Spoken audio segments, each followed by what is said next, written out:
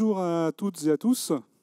Donc moi je m'appelle Dara et je représente aujourd'hui CreditSafe. Donc CreditSafe, chez qui j'ai en charge la dimension marketing produit et mise sur le marché. Et c'est comme ça en fait que j'ai été amené il y a 3 ans à créer en fait ce programme.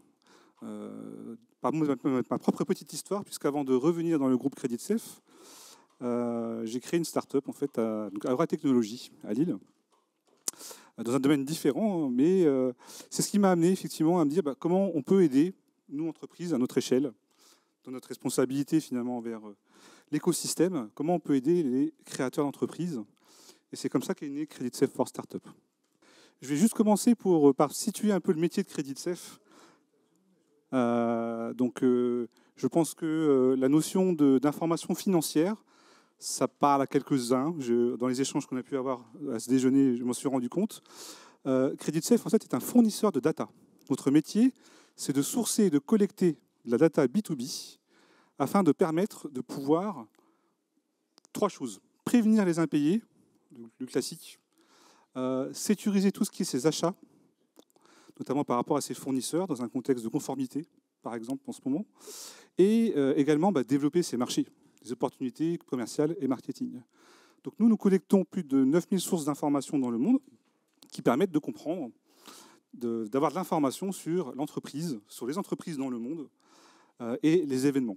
D'où pourquoi je vous parle ici de maîtriser son risque client. Il faut savoir qu'effectivement, dans le cycle de vie d'une entreprise, de sa création jusqu'à sa mort, il y a beaucoup d'événements qui se produisent et que chacun de ces événements sont un signal, des signaux, parmi d'autres, qui permettent de témoigner de sa santé financière, qui permettent de témoigner de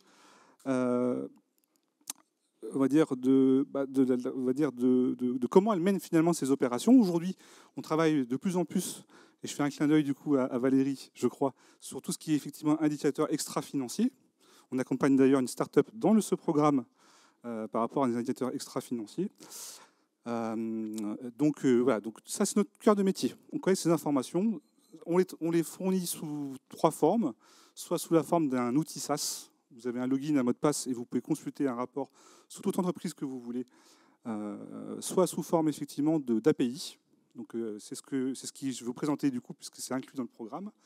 Donc pour pouvoir interroger en live notre base de données sur les entreprises, et puis sous la forme de fichiers à plat, dans parfois des besoins très spécifiques, notamment dans la phase de construction d'un MVP, et également pour exploiter cette donnée, on va dire, un petit peu différemment des sentiers battus. Je vous parlais de signaux faibles, je viens ici exprès. Je parlais du risque, donc le risque client, les impayés. Souvent, le premier niveau, on travaille avec beaucoup de PME. En France, CreditSafe, c'est 13 000 clients, donc une grosse partie de PME. Souvent, elles se disent la donnée, c'est facile, s'il y a un redressement judiciaire, je sais qu'il y a un problème. Mais avant d'arriver au redressement judiciaire, vous avez toutes ces différentes étapes. Et donc, notre CreditSafe, ce qu'on va faire, c'est que nous, on va aller sourcer toutes ces différentes informations. À commencer par déjà les factures. Quand vous êtes artisan et que vous payez votre télépéage et que vous commencez à le payer en retard, c'est un signal. Lorsque on a des suspicions, plusieurs entreprises ont des suspicions et commencent à commander une enquête auprès d'une société de recouvrement ou d'investigation, c'est aussi un signal.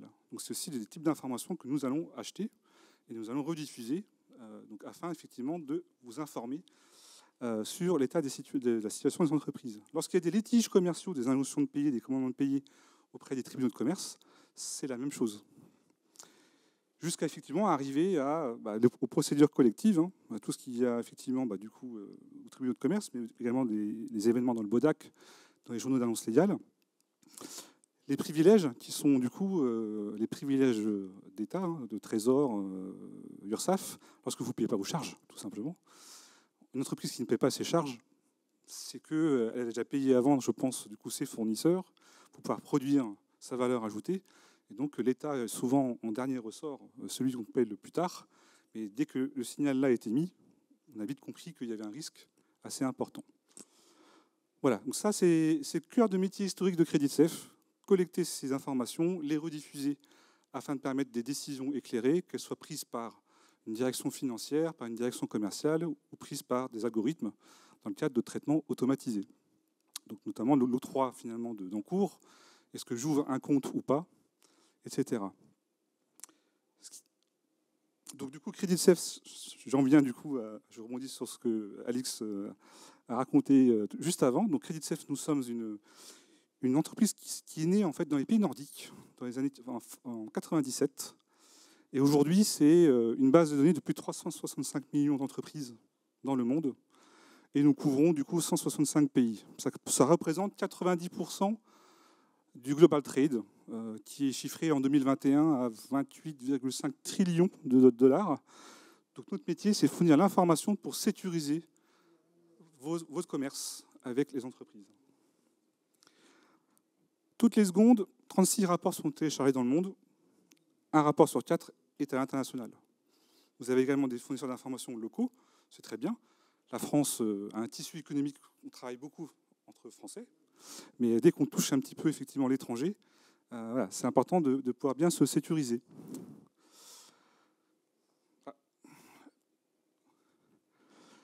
Donc, oui, donc quotidiennement, c'est 550 000 utilisateurs dans le monde, 110 000 clients, donc sur l'ensemble des 16 pays sur lesquels on opère. Voilà, donc quand je dis une start-up, c'est ce que je voulais vous illustrer ici. Une start-up du coup créée en Norvège en 97, qui a scalé pays après pays, jusqu'à arriver à cette année où effectivement on a fait une croissance externe en rachetant l'un de nos plus gros concurrents sur le marché du Pays-Bas et du Royaume-Uni.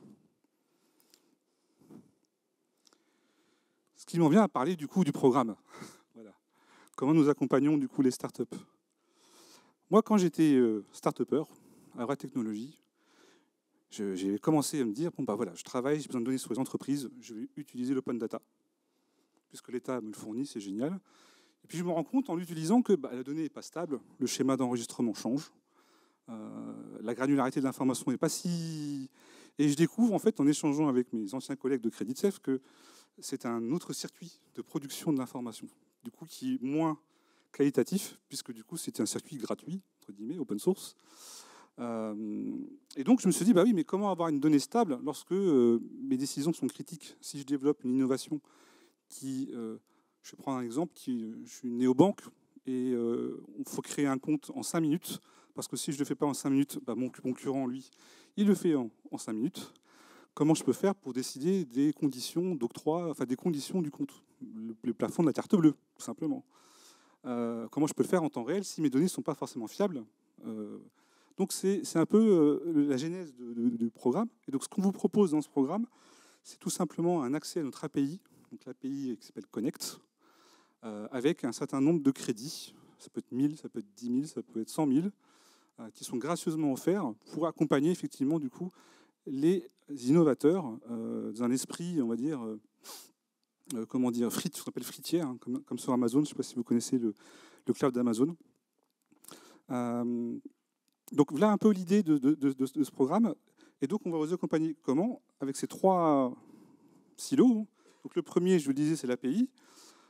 Ensuite, nous avons 3 personnes dans l'entreprise qui sont appelées des startup genius, qui sont là pour justement accompagner ces partenariats avec ces créateurs, de sorte à pouvoir leur faire, leur offrir un support premium dans l'intégration de cette API, leur permettre également de découvrir peut-être des façons d'utiliser l'information, et également de nous éclairer, nous aussi, dans le type d'informations dont ils auraient besoin, qu'on pourrait aller nous-mêmes aller sourcer. Donc il y a une notion de copartage, ou je ne dirais pas co-création, mais c'est quelque chose qui, en tout cas, est important pour nous. Et on le descend jusque dans cette approche écosystème. En fait, quand je dis qu'on a 13 000 clients de tout type d'entreprise, ce qui est intéressant, c'est la marketplacisation de ces 13 000 clients dans le futur, parce que souvent, ils expriment des besoins. Tiens, là-bas, il y a Audrey et Mehdi, donc mes 2 camarades de CreditSafe, qui gèrent des clients au quotidien. Et souvent, on leur exprime des besoins parfois d'information ou de services. Et donc, on essaie de connecter, un peu comme le fait très bien Alix, mais de connecter effectivement les entrepreneurs entre eux. Et donc là, ici, ça me donnait quoi? L'année dernière, on a lancé, comme beaucoup de monde, enfin, depuis 2 ans, tout ce qui était contenu autour des webinaires d'un point de vue marketing. Mais on s'était dit, faut que ce soit intéressant, quoi. On ne va pas être là pour faire que de la promotion de CreditSafe, de la promotion de nos produits. Qu'est-ce qu'on peut apprendre en tant que client Credit Safe, en tant que dirigeant client Credit Safe, qu'est-ce qu'on peut apprendre finalement des innovations du monde d'aujourd'hui. Et donc on a adossé finalement ce programme écosystème avec du coup ces innovateurs. Et donc on a fait plein de webinaires, on en a fait 17 en 2021, qu'avec des startups où effectivement on présentait des cas d'utilisation de données, que ce soit pour la FinTech, que ce soit pour la RegTech, puisqu'on couvre aussi ce type d'informations donc en conformité, etc. Ça, c'est le programme. Donc c'est tout simple, hein. Je ne vais pas y passer plus de temps, mais c'est voilà, en tout cas la fourniture de l'accès à l'information B2B sur les entreprises de façon à permettre de pouvoir développer son MVP ou de pouvoir développer finalement sa version suivante qui intègre ces dimensions de données, qui permet de soit accélérer, je pense, l'expérience client, soit accélérer même la collecte si vous la faites vous-même. Je pense notamment au cas du chatbot de Mounia.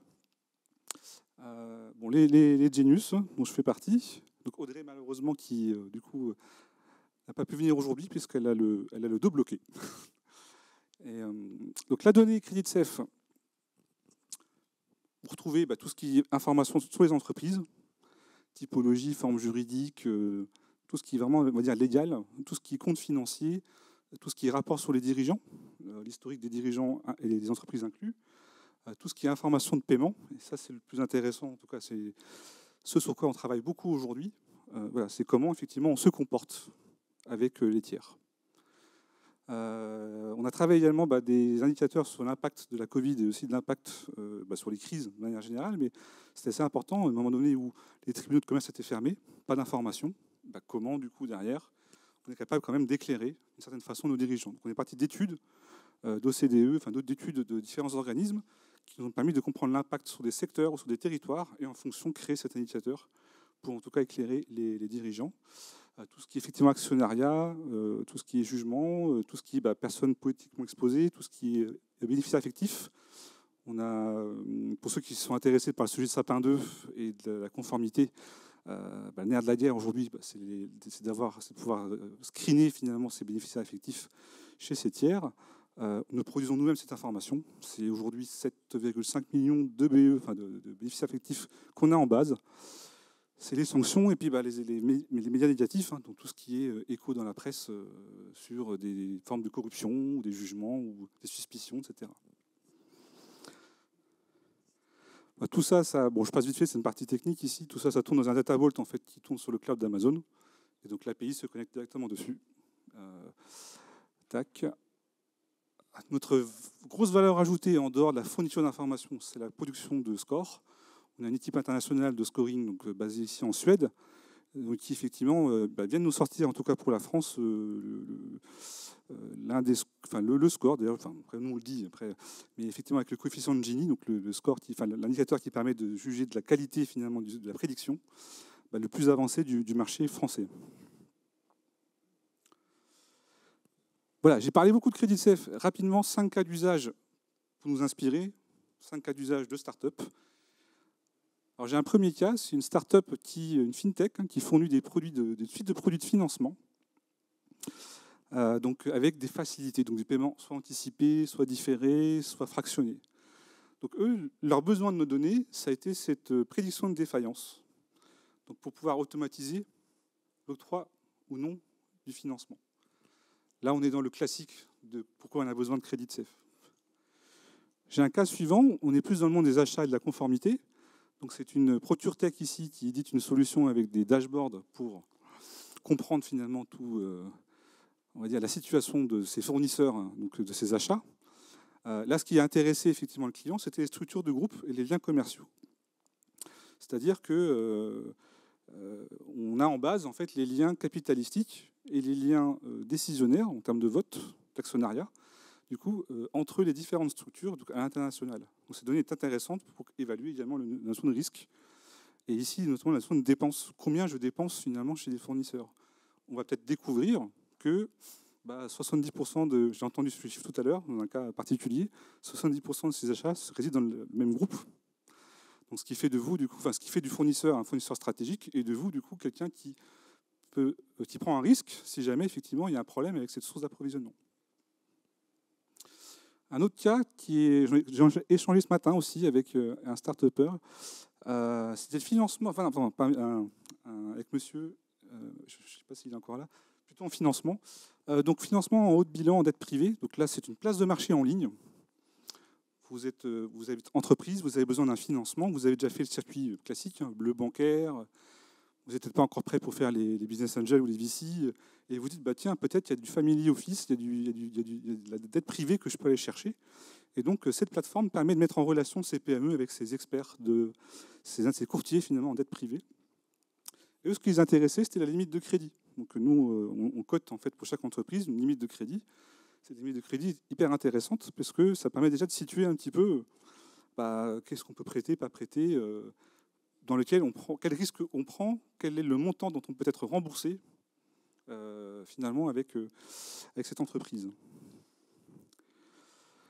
Là, j'ai une néobanque, une très grosse néobanque rachetée par un groupe bancaire assez récemment, donc qui, du coup, je vous ai cité un exemple tout à l'heure, pour améliorer l'expérience client, lorsque vous téléchargez l'application sur votre téléphone et que vous voulez créer un compte, voilà, on ne va pas vous demander d'envoyer un bilan, on ne va pas vous demander d'envoyer le cabis.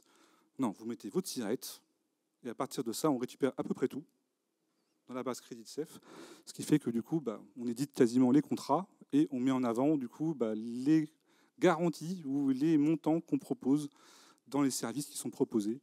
Et donc, vous créez votre compte et pré-approuvé en 5 minutes. C'était un peu l'objectif. J'ai un dernier cas, et après je m'arrête, qui est de la retail tech, donc en logistique. Ça s'est passé pendant la Covid. En fait, pendant la Covid, il y a eu une explosion forcément des livraisons. Et donc du coup, cette start-up finalement de la livraison en Allemagne, c'était en Allemagne, en fait a essuyé beaucoup d'impayés. Et donc, pour éviter effectivement ces impayés, elle s'est dit, mais comment je fais pour automatiser tout ça? Et donc, la donnée CreditSafe lui a permis de pouvoir directement envoyer à sa société de recouvrement les factures à récupérer. Donc, voilà pour des cas d'exemple de ce qu'on peut faire en accompagnement en tant que data angel avec les startups. Et si on peut récupérer je ne sais pas si vous avez des questions. Je crois que je suis en retard, c'est ça? Non? Ok. Oui, c'est pour ça que je me suis dit, j'ai accéléré parce que peut-être que... Du coup, moi, ça m'intéresse de savoir, vous avez parlé des données à l'international, et Oui. pas uniquement en France. Est-ce que vous pouvez nous dire un peu plus quelle typologie de données vous avez, et puis peut-être en termes de couverture sur les marchés ou sur les pays, ceux sur lesquels vous êtes les meilleurs? Voilà. Ouais. Okay, c'est une grande question, mais c'est une bonne question. Alors, je vais revenir sur la carte du monde, qui n'est pas complète ici. Vous imaginez bien que pour couvrir tous ces pays, on passe aussi des partenariats. D'accord ? Donc, tout à l'heure, je vous ai parlé de 16 pays. Donc, les 16 pays dans lesquels nous sommes présents sont les 16 pays pour lesquels nous avons une production de données en propre. Donc, qui sont essentiellement les pays de l'OCDE. Donc ça, c'est comme on produit en propre, on a l'avantage d'avoir le contrôle sur la donnée, sur sa qualité, sur son coût. Je vais pas. Plus le pays est historique, plus le pays effectivement est historique, plus la qualité de données est meilleure, puisqu'on investit chaque année plus de 9% de notre chiffre d'affaires en R&D pur de données, entre 8 et 9 selon les pays. Donc, je vais vous dire, sur les pays historiques, vous avez forcément une très bonne qualité de données. Plus vous avancez sur des pays plus récents, voire des pays qui ne sont pas du coup en propre, c'est souvent des données de partenaires. Et là, ça va dépendre du partenaire.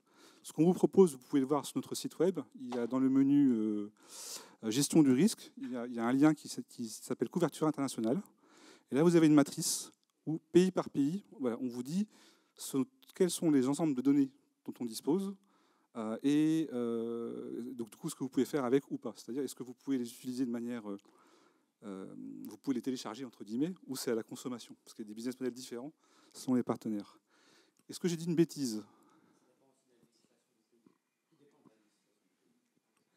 Il y a parfois des obligations. En Allemagne, lorsque vous vous renseignez, par exemple, vous devez déclarer, comme un formulaire, déclarer que vous vous renseignez sur l'entreprise. Donc il y a des choses comme ça. Je ne sais pas si ça répond à votre question. Vous m'avez entendu? Parfait. Cette voix de crooner. Finalement, Mehdi, tu aurais peut-être venir présenter à ma place.